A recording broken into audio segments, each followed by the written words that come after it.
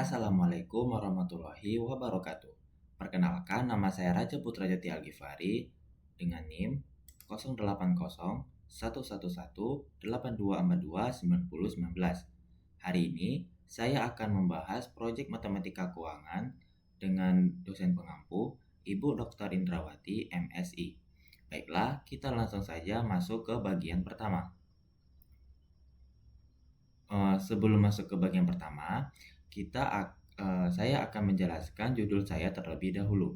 Di sini saya mengambil jurnal dengan judul Minimum Escape Savings and Financial Liquidity in Mathematical Representation, atau bisa diartikan penghematan minimum dan likuiditas keuangan dalam representatif matematika.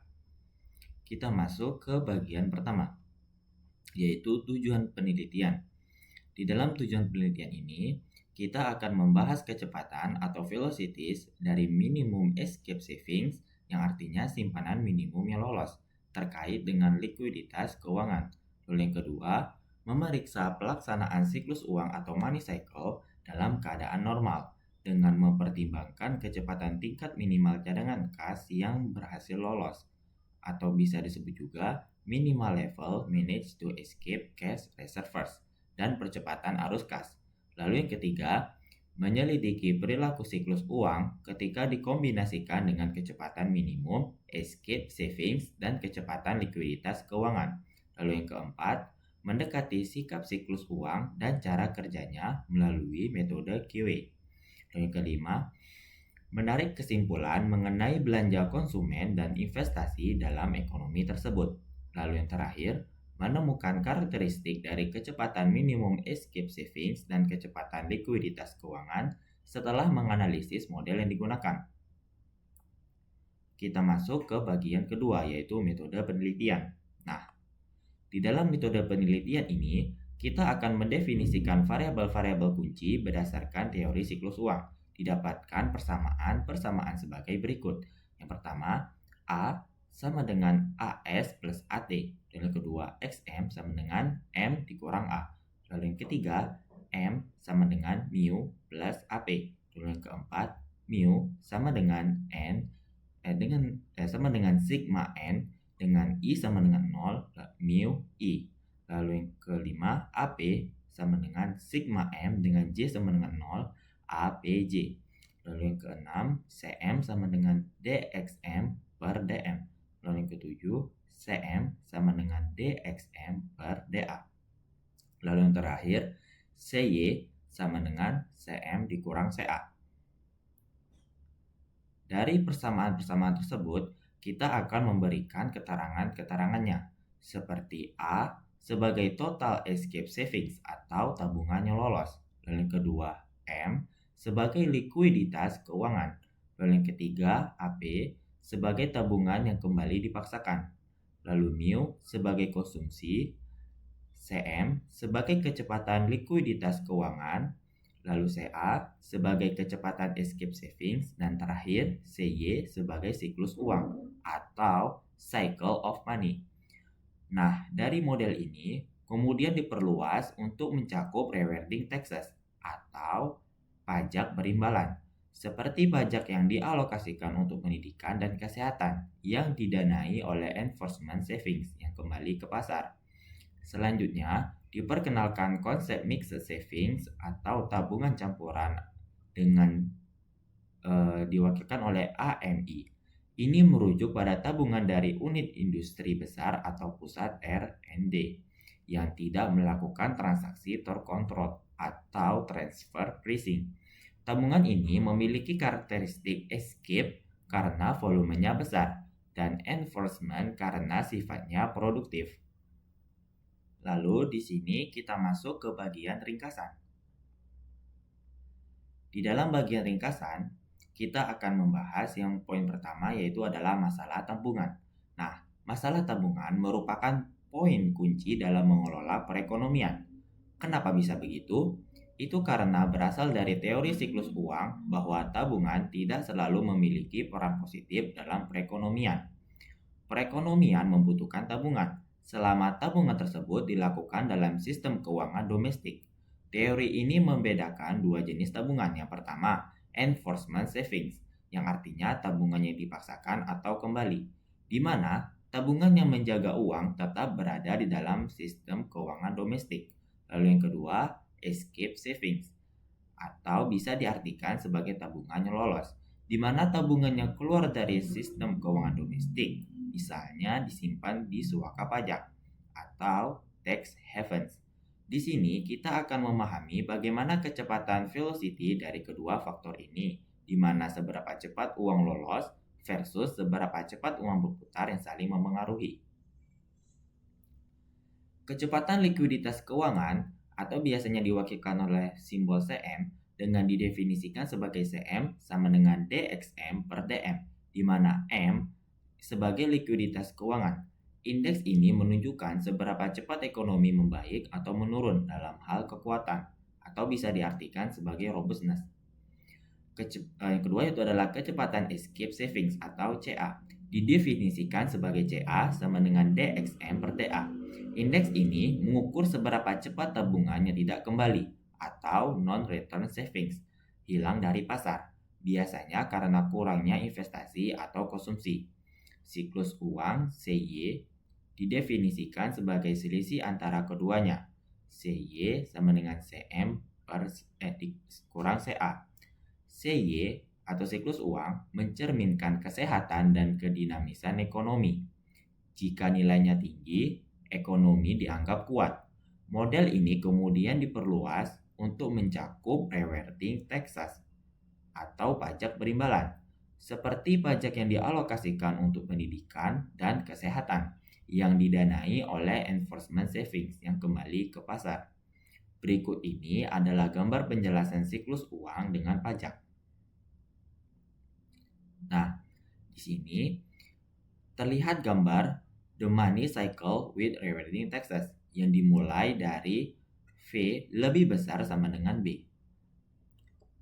Bisa disebut sebagai titik awal di mana proses dimulai dari sebuah kondisi atau prinsip yang disebut fixed length principle atau prinsip panjang tetap, yang dilambangkan dengan lingkaran berisi V lebih besar sama dengan B yang menginisiasi cycle of money atau siklus uang. Lalu dari titik awal kita masuk ke bagian cycle of money. Di sini terdapat pusat dari seluruh proses. Dari siklus ini uang mengalir ke tiga arah yang berbeda.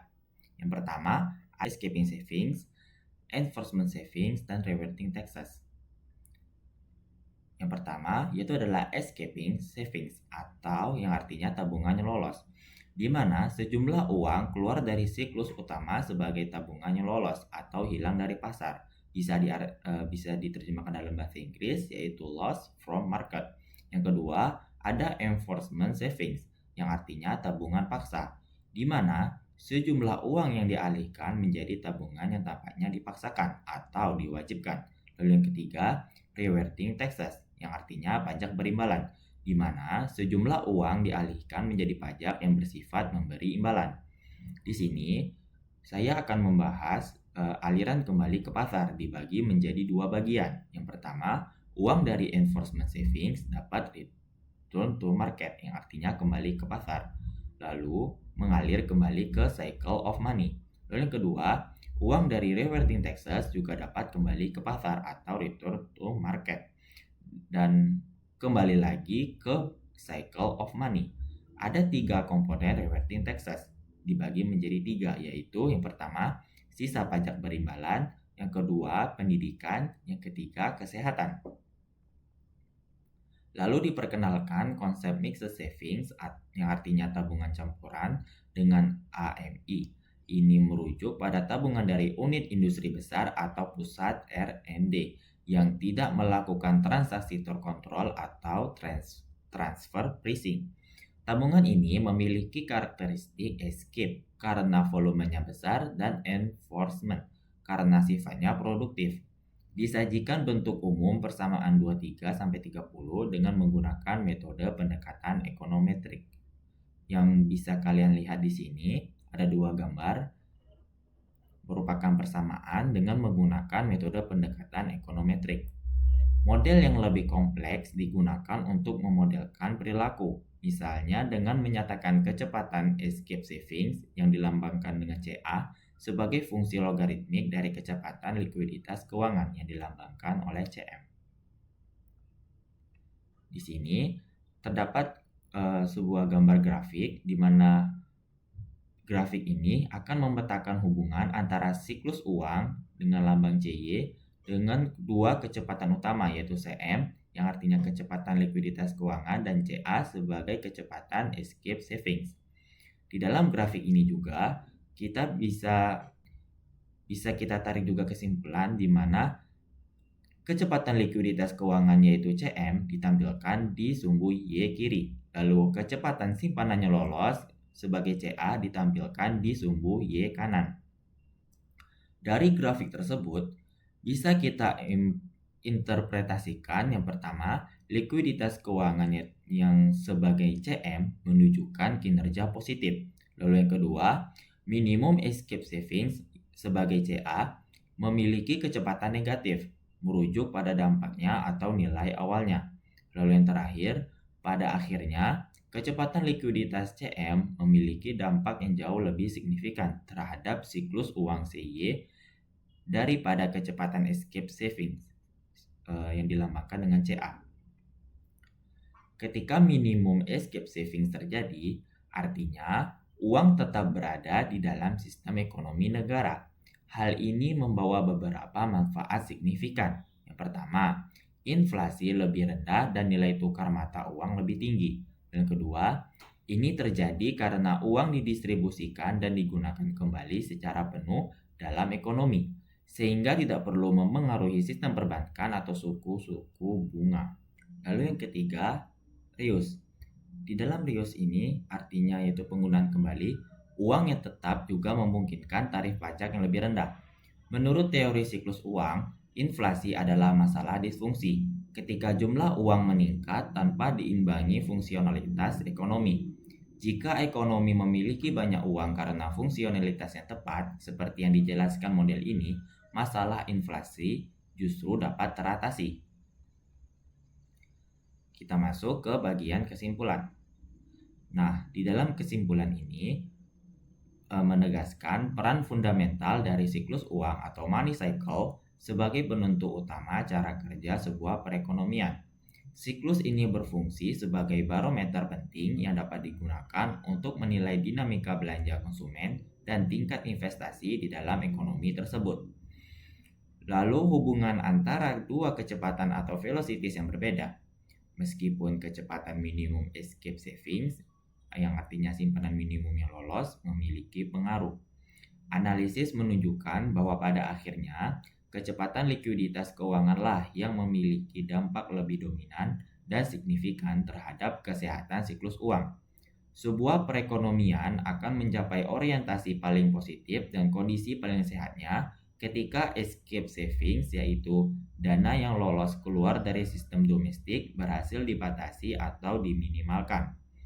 Dalam skenario optimal inilah di mana kebocoran modal ditekan. Ekonomi akan merasakan manfaat maksimal berupa peningkatan konsumsi dan investasi hingga ke level tertingginya.